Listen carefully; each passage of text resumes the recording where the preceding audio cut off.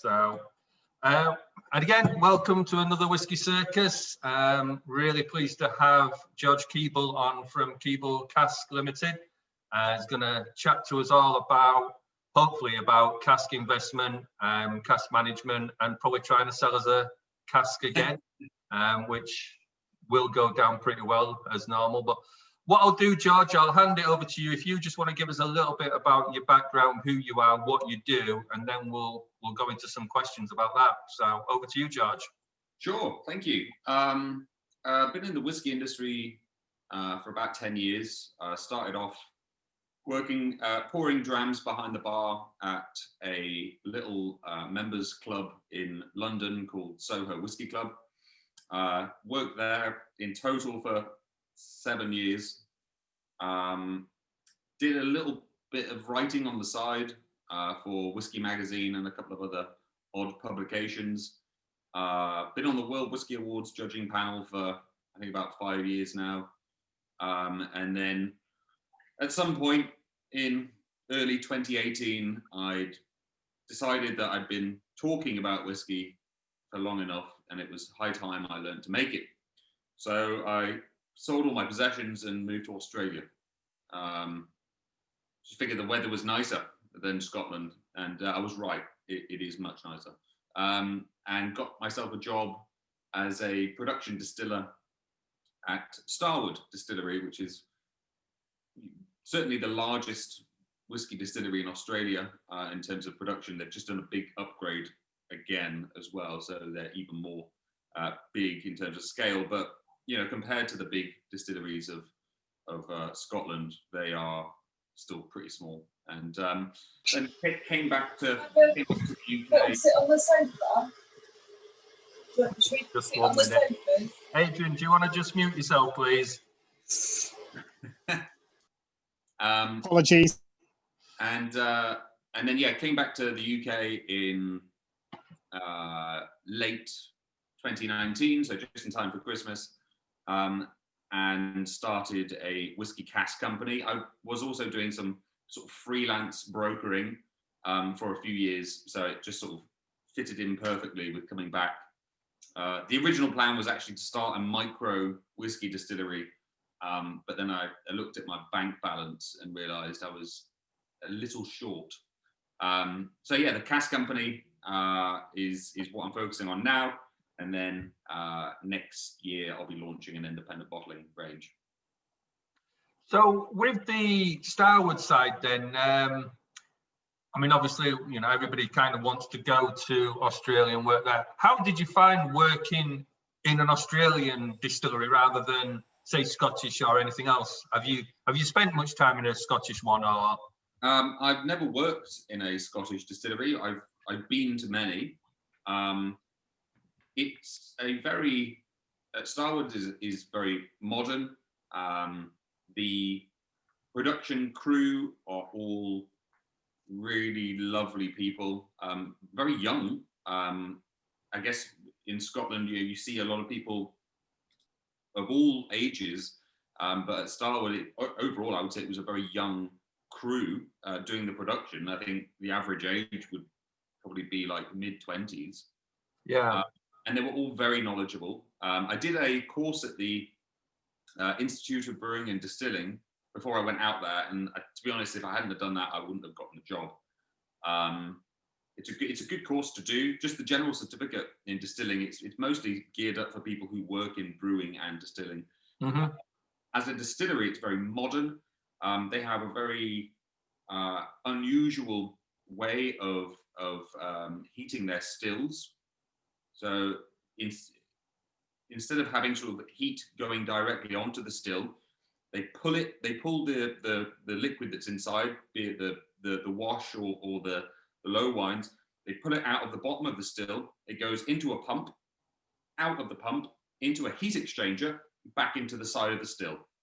Just going round and round and round and round like that. And that's how they heat it. They're very, very efficient. That's very different then. It is weird. It's very unusual. Yeah. I mean, the pumps that they use are serious pumps. Yeah.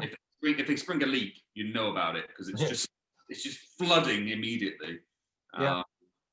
And so then obviously you went into buying casks of whiskey. I mean, can you sort of explain a little bit of how that business works, and then we'll sort of expand further onto that. It's obviously quite a niche market. It's a market that has exploded in the last few years. There have been many sort of cask companies popping up.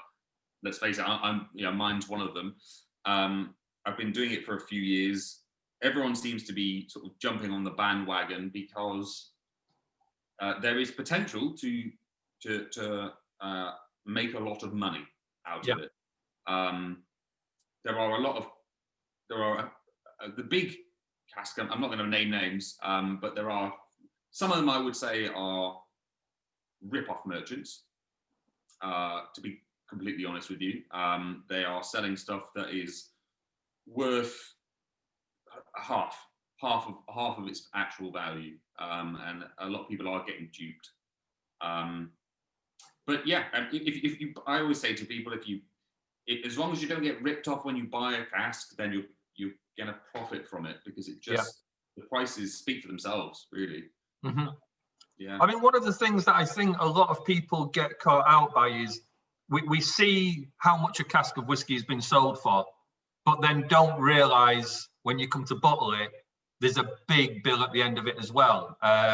And I know one or two people that have bought casks without that being explained to them. And you know that it's a big shock when you suddenly get another £5,000–10,000 bill at the end of it. Yeah, well, I mean, casks are bonded, so there is no tax at all. They are untaxed because you can't assign a tax to something that the final value hasn't been determined yet, because it's still being made. So yeah, there's no VAT, and more importantly, there's no duty on the alcohol, which is what, like £29 per litre of pure alcohol for spirits. So yeah, when it comes to bottling, you have to pay the duty, the cost of the bottling, and then VAT on top, which for most people, unless you're doing it through a business, then that VAT as well, that's an extra 20% on top. But yeah, it's the duty that's the real that stings people. And yeah, I guess people should just be very aware of that. Most people I sell to be honest, they're going to sell their casks in bond. So they'll buy it in bond, they'll sell it in bond, and that's it. Yeah, go on. I mean, I'm under the impression what a lot of people do, like you said, where they'll buy as a startup or off a broker or off a distillery with no intention of actually ever bottling that. It's just sold straight back to the company because it's a bit of funds in the short term rather than the long term. Yeah. I think Kilhoman certainly did that. You know, they ended up buying back some of their stocks that they sold. And in Australia, I don't know if any of you are familiar with the sort of Nant debacle, which was a distillery in Tasmania that sold loads of casks and took hundreds of thousands of Australian dollars of people's money, and then it turned out that they were being fraudulent and hadn't filled them. Yeah, it's funny you say that, because we was actually discussing this a few weeks ago, and I just couldn't remember who it actually was that had done that. But yeah, I remember the fact that was it 50% of the casks in the warehouse were just sat there empty or something? They were filling them half full, and instead of filling them at 63.5%, they were filling them at 40 and all sorts. Funnily enough, when I was working at Starwood, they had an audit come, someone from the government whose job was created because of the Nant debacle, and she came around and we had a nice chat, and I was working in the warehouse that day, second warehouse. It's on a different site and a few miles away from the distillery, and so I was doing warehousing that day, and she turned up and she said, "I'd like to count all of your casks, all of them." So we did that, and then she sort of looked at our database spreadsheet, what have you, to make sure that it was all legit. You can't get away with doing that in the UK. In Scotland, you can't. HMRC have a very, very tight grip on every cask, and you have to be like me as a cask purveyor, I have a license specific for it, and if I get caught mucking around, that license is gone. Yeah. So to set up a business buying and selling cask, then what do you have to go through? How much effort goes into that initial startup? Well, you just start a limited company. That's about 20 quid. Then you need to apply for a WOWGR, WOWGR, which is a license granted by HMRC. I think of all the applications, something around like 93% of applications are denied. Yeah. Because alcohol is a big money earner for the government. Mm-hmm. There's lots of tax in every bottle of whiskey or can of beer. So yeah, they want to make sure that you're trustworthy. And that's why they turn a lot of people down, is because they don't have a proper business plan or what have you. And then I guess it's, the whiskey industry is based on people and connections. So, you build those up over time. It's a wonderful industry to be a part of. And and then that's it. So making connections and getting hold of the casks, and of course then selling them, which is something that I've sort of done as a freelance broker for a few years, and I already had a customer base. Yeah. When I started the company in January. Yeah. So I noticed on your website you talk about a few certificates, and to make sure whoever you're buying cask from are certified. So could you explain kind of a little bit about that and what the certificates are and what that involves? Sure. So the main one, the most important one is a WOWGR, which stands for Warehouse Owners and Warehouse Keepers Goods Regulations, I think. And that's a bonding license. That means that your business has the certificate, the license to own bonded goods, and it will be really specific. So if you are a cigar importer, your WOWGR will be specific to cigars or tobacco products. I don't know what else is duty suspended. Ammunitions, maybe, I don't know. But whiskey, booze, alcohol. Yeah. So if you're buying from a company and they don't have a license, then they don't even own the cask that you're buying, because they legally can't. People, individuals, in the eyes of HMRC, can never own a cask of whiskey. What you're buying is the rights to it. So any casks that I sell, they either stay wherever they are under my company's license. People get, that their invoice is signed, stamped, dated. They've got a proof of purchase, but it has to reside under some business's WOWGR license. Mm-hmm. So that it is controlled, and that someone at some point for some company pays the tax when it is due. There is a third-party warehouse in a town called Cretan, which is called Whiskey Broker. Yeah. And those guys are very popular. They're pretty much the only warehouse in Scotland that will open accounts for Joe Public. So quite often when I sell a cask, I'll sell a cask to a customer and they'll say, can you please transport it to Whiskey Broker? And I say, yeah, sure, no problem. Transportation takes ages. There's always delays, and it takes always longer than expected, but the cask will eventually get there, and then I transfer it over to their account. And then it's lying under the license, the WOWGR of Whiskey Broker. Yeah. But yeah, there's lots of paperwork and licenses to ensure that no one can bottle something and not pay the tax. Yeah. So when you apply for these licenses and that, like you say, if there's 90% that are turned down, is it quite a stringent check upon then? Is it a case, or is it just almost eeny, meeny, miny, mo? It's really dependent on the type of WOWGR that you're applying for. Yeah. If you went into HMRC asking for a WOWGR and you just said, oh, I just want to buy shipping containers of beer from the Netherlands and bring it in, and you don't have a business plan, you don't have all of the due diligence lined up, just laugh at you and say, absolutely not, done, denied. I used a Wowga specialist advisor who helped me go through the application process, and got it. But there are several stages to the application. There's initial online, takes 10-15 minutes. Easy peasy. Then you've got 30 days to submit your full business plan, which must include letters of intent from customers, suppliers, warehouses, premises, transportation companies. You need to have it all. And the more you have, the more likely you are to be granted the license. Yeah, I mean, one thing that I was under the impression of, if we go back sort of 10 years or so, maybe even longer, because this decade seems to be flying past, but you was always under the impression that the big companies never wanted to sell their casks too much to the independent bottlers and brokers.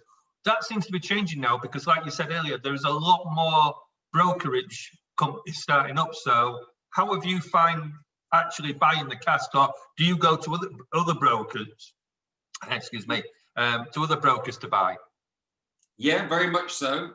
There's a lot of exchanging. There's a lot of business from brokers to brokers, depending on the needs. So, if I've got clients that are after, casks from a certain distillery or of a certain age or a certain cask type, if I know that someone else has got them for sale, then yeah. So there's lots of inter-brokerage transactions.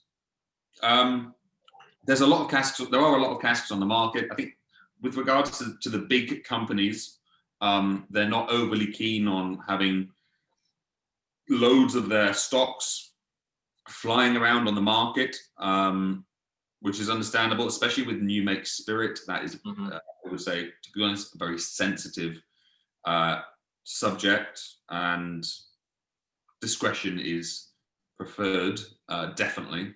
But yeah, I mean, there's a huge demand, and where there's a demand, someone's gonna supply. I mean, the one big question in whiskey that's been floating around for a good decade now, if not a bit longer, is with all the investment that is going on in whiskey and all the new distilleries that are opening up, and obviously companies like yourself that are starting up, the bubble must end soon. I mean, we've been saying soon for 10 years at least. So, do you see that it's still going to be quite a rosy future, or is this something that always plays on your mind, that being a broker, people might suddenly stop wanting to buy whiskey for investment? Absolutely. Yeah. It's always a concern. I mean, I'm self-employed now, for the first time since I came back from Australia. And yeah, so I mean, I worry all the time anyway. And do I think I don't see an end to it, to be honest, because the demand for whiskey is ever increasing. The emerging markets, Asia, basically, the demand is just soaring. I am looking to move away from cask brokering at some point in the next few years. So next year I'll be moving into independent bottling. Right. I can't wait to give whiskey tastings again, and it'll be really exciting to do it for my own bottlings. I miss the interaction. I miss talking with people about whiskey, because it's a real personal, connecting sort of industry and product. So I can't wait to get back to that. And then the long-term plan will be eventually, one day, a distillery. And I can't wait to put the high vis back on and put my steel toe caps back on and get making the stuff again, get messy. Yeah, I mean, that's an interesting thing, because, speaking to a couple of other people that have brokerage, obviously independent bottlers, and they all sort of say they want to get to that point of having some sort of distillery at the end of it and things like that. But the interesting bit there is you're talking of bottling your own things. So You know, is that something that you kind of set out with from the beginning to do, or is that something that's progressed since doing it? I think it's a stepping stone. I didn't really foresee it as being achievable so quickly, because it does require money. You know, you need to pay all that bloody duty that I was talking about earlier. You need to pay all that. But yeah, the cask company has been going really well. So next year, at some point next year, I haven't worked out when, I'll be launching an independent bottling range. I think it will be very fun, very exciting, and I can't say any more about it. No. And on that, then we'll ask you a question. So try and get something out. Are you planning on selling a single cask, or will you be doing any blending, or is that just not really set out yet? Yeah, mostly single casks. Yeah. Pretty much all single casks. Long-term plan will be to create a small range of blends or blended malts. Yeah. But I'm at the sort of thought process at the moment of trying to work out how to make something that is replicable. You know, I mean, getting a steady supply, if you create a blend, is actually very easy. The likes of Diageo, for example, they're happy to supply a consistent supply of you know, casks of the same age from the same distilleries, provided that you are creating your own blend. But when you scale it up, I guess scaling up makes it easier, because you're buying more casks, vatting them together, and those differences between them get balanced out nice and easy. But then, in my mind, I need an extra step to really smooth them out. So most likely, I think for a blend, what I'll do is I'll buy some casks. I'll buy some wood from, you know, maybe from Spain or Portugal or France, perhaps. I'm a big advocate of wine cask matured whiskey, so I'll probably end up buying a load of wine casks and then doing a finish. So putting a load of malts together, filling them into wine casks or port casks or what have you, and then just doing a 6 to 12 month finish. Even 6 months, plenty. That's enough. Just to really smooth it out and create an extra sort of a new flavor profile that can be repeated and repeated. So as a company then, what was the first cask you bought for selling onwards? As a company, I don't know. I'd have to look through my spreadsheet. No idea. Maybe a Dalmore, right? Which aren't cheap at all. No. Not cheap. Yeah. And what distilleries then? Because I mean, the one thing that I think I noticed on your website was, I'm assuming you're only doing Scotch at the moment, by the look of it. I have sold some non-Scotch. Right. I've sold a bit of Irish, a couple of American whiskies, and some cognac. Yeah. And is that a thing you're still looking to do then, or is it predominantly going to be Scotch from you? It's pretty much always Scotch, and of the Scotch, it's mostly single malt. Yeah. You can pick up, I mean, grain whiskey is so much cheaper, which is understandable. It's cheaper to make, and it's on the whole less flavoursome. I think. If you understand how it's made, then it is less flavoursome. I've bought some cracking casks, single grain casks, which I'll be launching next year as part of probably my inaugural releases. Because they're a bargain. They're an absolute bargain.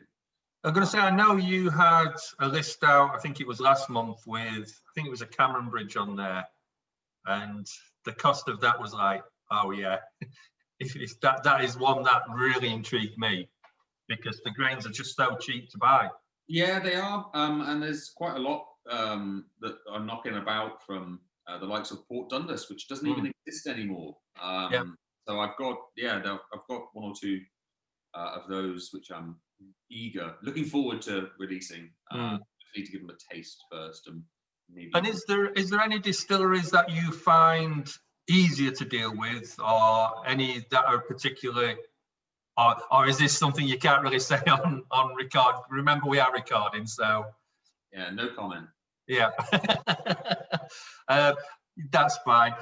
Yeah, I mean, so is there any cask that you've either bought or are in the process of buying that you're really excited about, that you've thought, I've just got to get one of those for the sake of the company, or is there any you won't touch because of price and things like that? It's a very fast-paced industry. So when if I get hold of some stock, it can often, if it's really good, if I'm selling it at a reasonable price, or if it's from a desirable distillery, it can sell in minutes. Yeah, and I'm not just talking about one cask. It could be a whole batch. It could be 20 or 30 or 50 casks, and they can go in minutes. Yeah. Which is preferable for you, I presume. Yeah, it's good. Knock off early and go to the pub. Or not anymore. I can not anymore. But it's there are some things that you've got to leap on them so quickly, because it's a weirdly fast-paced industry. Some casks can be on the market for weeks, rarely more than weeks, though, I would say. But then the really good stuff, it goes in minutes. Yeah. So with the buying side, then in Mac, are you actively trying to buy more new make now then, or is it a bit of a 50-50 split, or more already aged stuff to get rid of? Or to be honest, with new make, I try to deal less in it nowadays, because there's a lot of sensitivity surrounding it. Distilleries are not happy on the whole to see casks of new make, so any 3 years and younger, bouncing around on the cask market. They're just not. And it's a lot safer to deal in casks that don't have any sensitivity. It makes my life a lot easier. It makes my life a lot easier. So I do sell new make from various sources, but I'd much rather deal in aged stock. I do sell to maybe 20 or so independent bottlers from around the world, and it's a lot easier selling stock that's almost certainly ready to drink. Yeah, and so if you are trying to buy new make, then is there any difference between you going to a distiller and saying, I have the cask, can you fill this? Or is it a case of, I want to buy casks of new make and they supply the cask themselves? Or is it a bit of both? Yeah, both. Depends. Really depends. I mean, you can buy new make spirit as it is and transport it to a filling warehouse. And get it filled with wood that you source yourself. I mean, purchase casks from a cooperage, or import them from Spain. But there's lots of boring logistical pains in the area surrounding that. Or you can just simply buy them straight up and they're pre-filled, easy peasy. Yeah. So when you mentioned earlier about buying some wine casks and doing finishes, would you then, once you've emptied those casks after a finish, would you then try and go back and fill them with new make? Or probably, probably. I mean, a finish 6 months can be plenty for a finish. I'm a massive fan of red wine, so I guess in the long run, I'd like to be. The plan for next year, anyway, is to work directly with some wineries and buy direct from them, and get the casks when they're wet. Because most wine casks, they are charred. So because wineries, when they empty a wine cask, they normally treat it with sulfur. Otherwise, the cask will go off. It will turn to vinegar, and it will be rancid. So quite often, what is done is either it's treated with sulfur, in which case you need to get rid of that sulfur. You need to wash it out, which it doesn't always work, and that's why you end up with sulfur off notes in a whiskey. Or you simply empty the cask of wine, send it back to the cooperage, and they char it. But then that creates a different, that's not the same as having a nice wet wine cask. That's a charred, recharred wine cask, and that so that it produces a very different flavor.